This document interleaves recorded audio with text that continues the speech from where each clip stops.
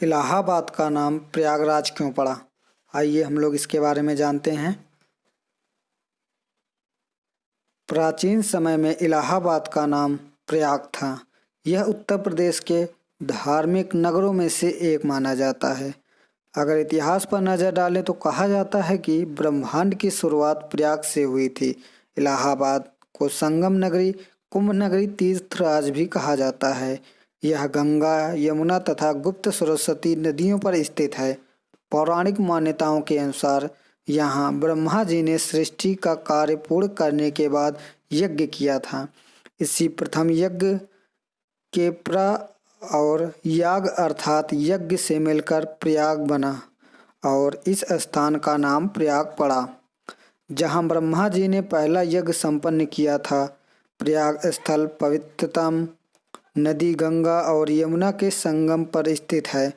गुप्त रूप से यहीं पर सरस्वती नदी मिलती है, अतः इसलिए इस संगम को त्रिवेणी संगम भी कहा जाता है और यहाँ प्रत्येक 12 वर्ष में कुंभ मेला लगता है।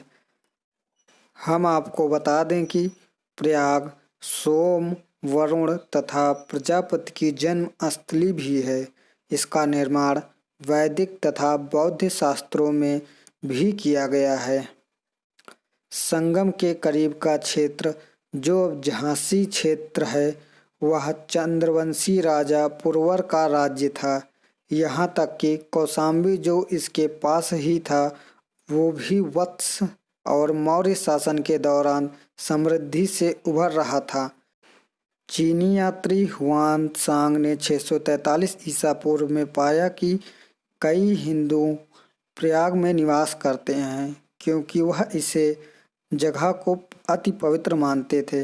अकबरनामा, आईने अकबरी व अन्य मुगल कालीन ऐतिहासिक पुस्तकों से ज्ञात होता है कि अकबर ने वर्ष 1575 के आसपास किले की नींव रखी, जिसका नाम इलाहाबाद रखा।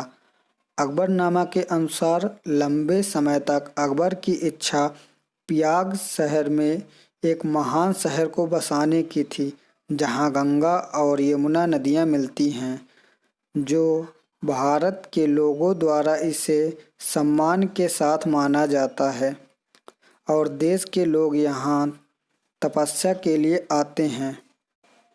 यह तीर्थ यात्रा की जगह है, इसलिए यहाँ किला बनाने के लिए इच्छुक थे।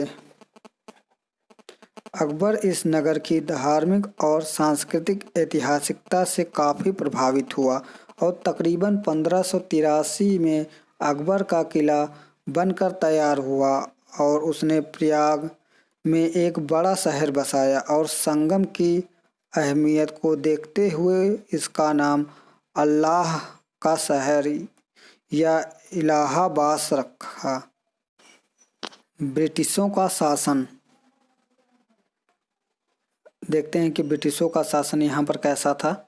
1801 ईस्वी में अवध के नवाब ने इस शहर को ब्रिटिश शासन को सौंप दिया और ब्रिटिश सेना ने इस किले को अपने सैन्य उद्देश्यों के लिए इस्तेमाल किया। 1857 की क्रांति में यह शहर भारतीय स्वतंत्रता आंदोलन का गढ़ बन गया था। ईस्ट इंडिया कंपनी ने प्रथम संग्राम 1857 के बाद मिंटो पार्क में आधिकारिक तौर पर भारत को ब्रिटिश सरकार को सौंप दिया। इसके बाद शहर का नाम इलाहाबाद रखा गया। इसे आगरा अवध संयुक्त प्रांत की राजधानी बना दी गई। 1868 में इलाहाबाद उच्च न्यायालय की स्थापना हुई। यह न्याय का गढ़ बन गया। 1887 ईस्वी में इलाहाबाद विश्वविद्यालय, जिसे पूरब का ऑक्सफोर्ड कहा जाता था, की स्थापना हुई। अंग्रेजों के अंतर्गत इलाहाबाद 1904 से 1949 तक संयुक्त प्रांतों की राजधानी रही।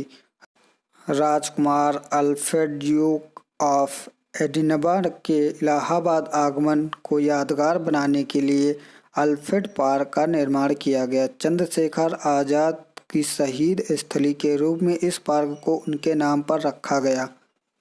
इसमें कोई संदेह नहीं है कि प्रयागराज की अपनी धार्मिक ऐतिहासिकता भी रही है।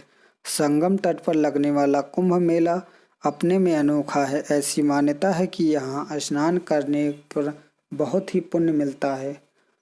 तो आज आप लोगों को बताया कि इलाहाबाद को प्रयागराज क्यों कहा जाता है और क्यों उसका नाम फिर से प्रयागराज कर दिया गया। उत्तर प्रदेश सरकार ने उसका इलाहाबाद का नाम फिर से प्रयागराज कर दिया।